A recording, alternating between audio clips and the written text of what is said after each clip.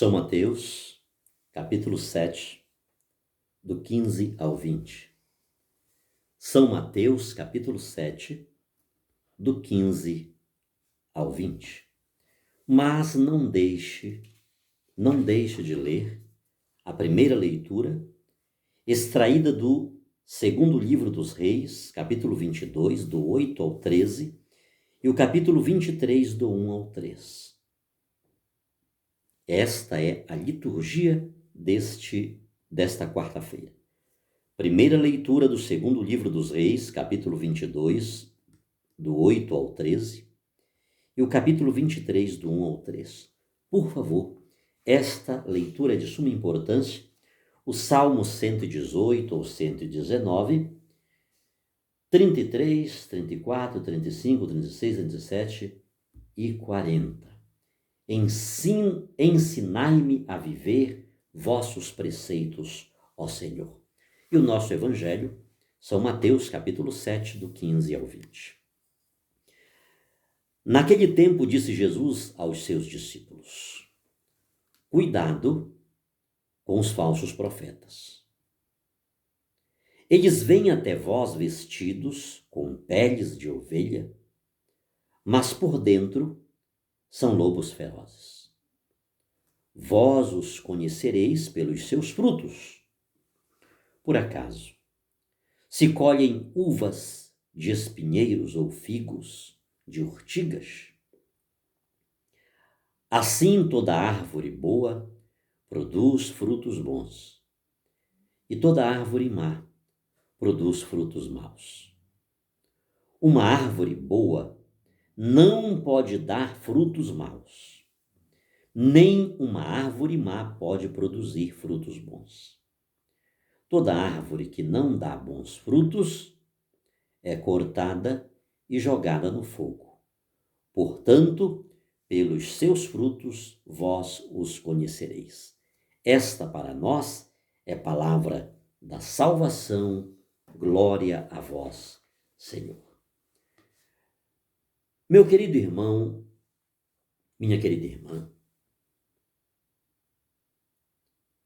através de parábolas aparentemente simples, Jesus nos deu grandes ensinamentos. Ensinamentos que são pertinentes ao tempo comum. Ensinamentos que devemos colocar em prática neste momento da nossa história. O discípulo que sai em missão, ele depara-se com este tempo comum, com esta realidade que precisa ser envolvida, permeada com esses ensinamentos de Jesus. Então, estes ensinamentos de Jesus, eles devem ser colocados em prática neste tempo comum, neste período litúrgico que estamos vivendo.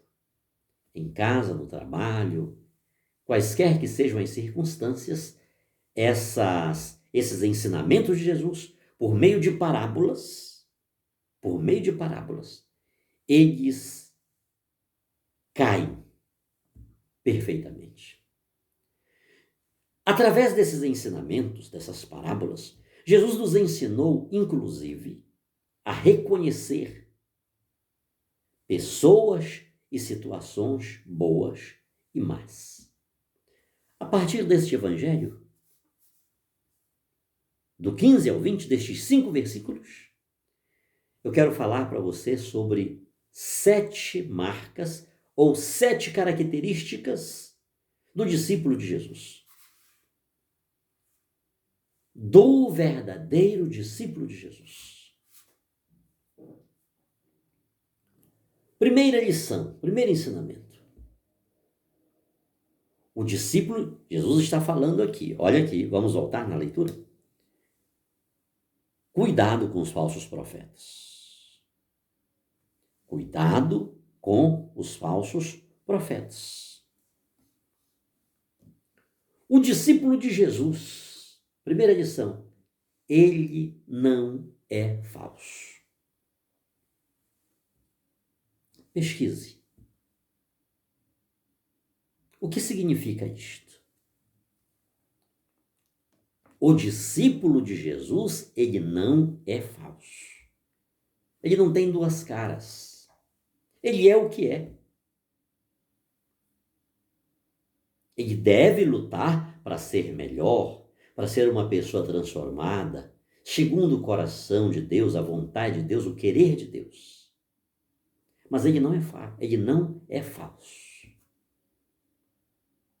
Cuidado com os falsos profetas. Guardemos isto. Não tem coisa pior do que um cristão falso. Sobretudo quando ele está na posição de um líder, de um alguém que tem poder de fogo. E isso não cai bem para ninguém. Então tenhamos isto em mente. O discípulo de Jesus, ele não é falso.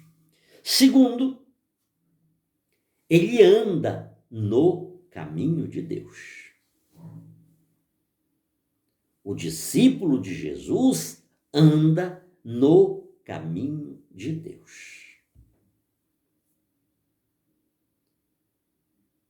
Há dificuldade para a gente reconhecer uma pessoa que é falsa e uma que é verdadeira? Essa pessoa anda no caminho de Deus. Aqui teremos que falar várias coisas, dar alguns exemplos, mas não fique com as minhas ideias. Não fique com as minhas ideias. O discípulo de Jesus Cristo, segunda lição, ele caminha no caminho de Deus. Não é fácil. Terceira lição. O verdadeiro discípulo, ele é reconhecido pela sua prática. Não pelo discurso.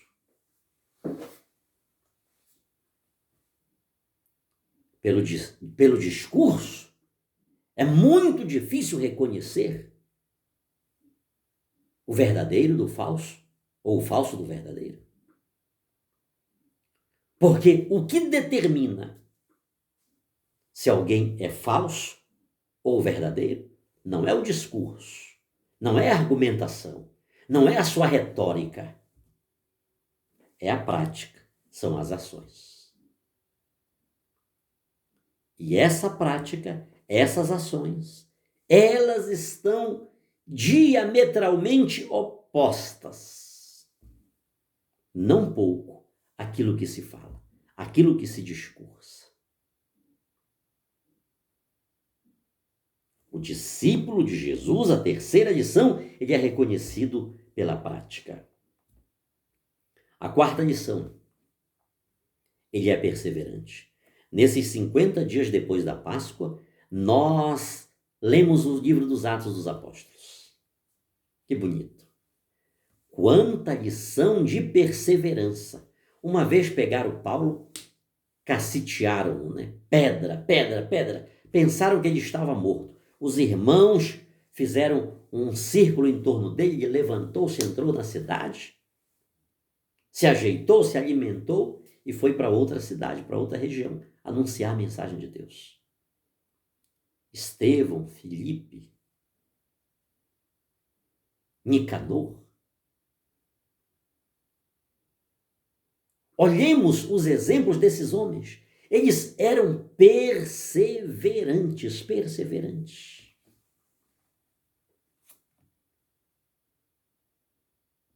Não abriram mão da sua fé. Não abriram mão da sua fé no meio das dificuldades, no meio dos problemas. Eles estavam divisando a morte. E eles eram mais perseverantes, mais firmes. Não é fácil ser perseverante, queridos. Não é fácil ser perseverante. É permanecer, é manter-se firme no meio das dificuldades, das dores, das coisas que não dão certo, os planos que vão por terra.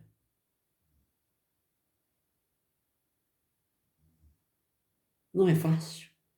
Você olhar para os lados e não pouco se ver sozinho. Quem vai me ajudar nisto? Quem de fato vai entrar nesta situação comigo? Palavras são levadas.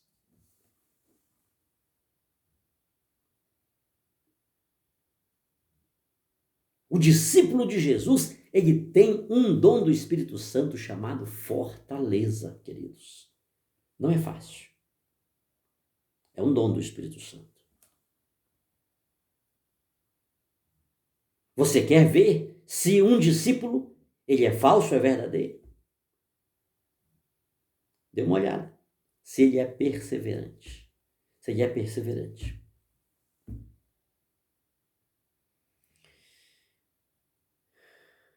Quinta lição. O discípulo de Jesus é transparente. O discípulo de Jesus é transparente. Quando você perceber um monte de coisa que, sabe? Cuidado, queridos. Cuidado. O discípulo de Jesus, ele não tem nada a esconder. Inclusive as suas falhas, as suas limitações, as suas incoerências, as suas reticências. O discípulo de Jesus, ele busca a conversão. Mas ele é um pecador também. Ele também peca. Ele falha. Mas ele caminha na direção de Jesus, querendo acertar. Nós temos o sacramento da reconciliação. O grande remédio para o corpo e para a alma.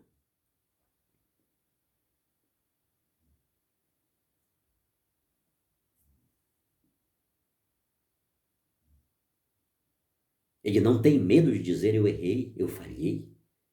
De conjugar o verbo errar na primeira pessoa. Eu errei, eu pequei, eu falhei. Por minha culpa, por minha máxima culpa. O nome de Deus está ridicularizado. Mas ele é transparente. Ele não tapa o sol com a peneira. Ele é claro. E basta. Sexta lição. Ele não é seletivo. Preste atenção nisto. Preste atenção nisto, queridos. Você quer saber se um discípulo de Jesus, ele é um falso ou um verdadeiro discípulo? Um falso ou um verdadeiro profeta? Observe. O missionário visita quem? Ele vai na casa de quem? No hospital, quem é que ele visita no hospital? Ele vai no aniversário de quem? Ele recebe convites para almoçar e jantar na casa de quem? Quem são as suas prioridades? Quando morre alguém,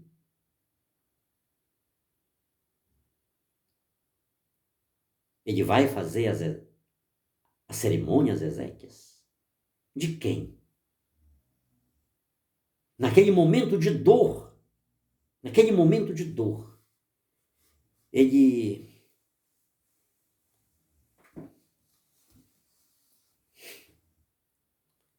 sério, queridos. O verdadeiro discípulo de Jesus, ele não é seletivo, ele é de todos, ele é para todos. A qualquer hora do dia e da noite. A qualquer hora do dia e da noite. Ele está aberto a todos. Ele não é de um punhado, de um grupo. Não. Ele tem consciência que a missão dele está na missão daquele que amou o mundo de tal maneira pelo qual deu o seu Filho. Ele está para todos. É um termômetro do que é falso, do que é verdadeiro.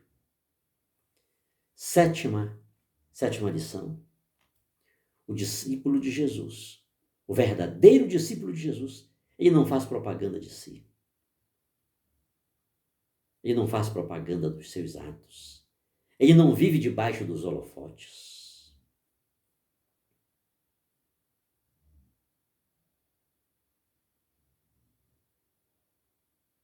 A sua mão esquerda nunca sabe o que a sua direita faz.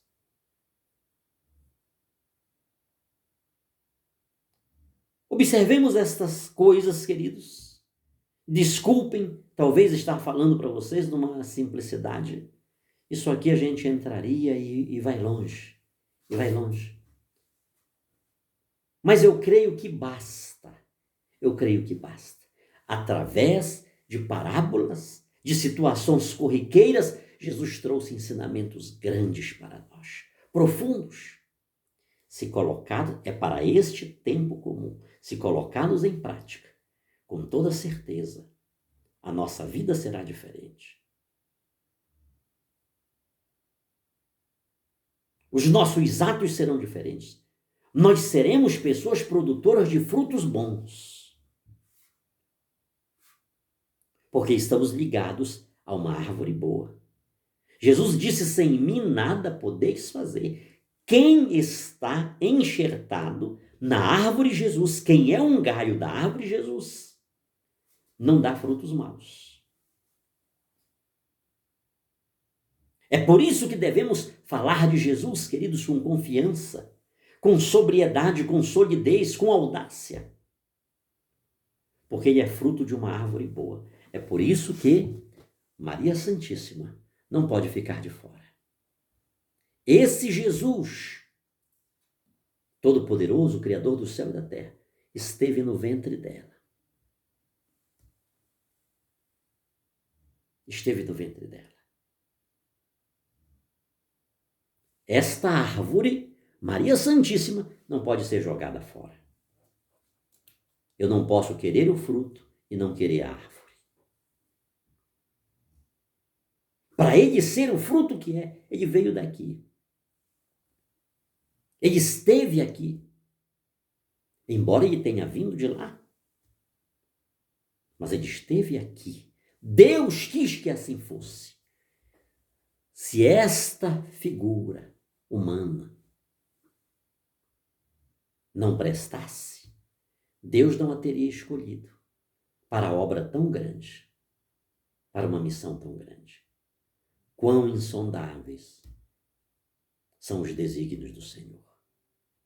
Quão insondáveis são os desígnios do Senhor.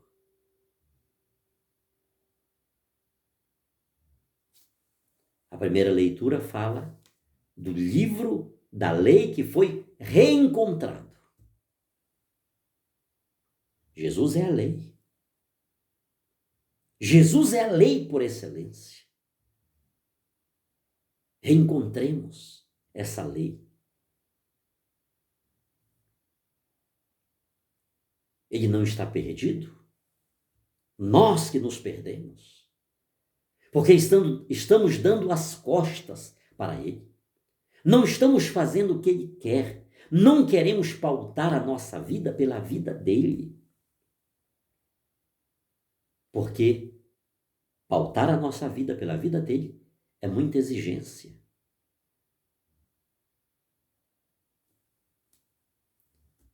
Mas se isso fizermos, vamos ser produtores de bons frutos.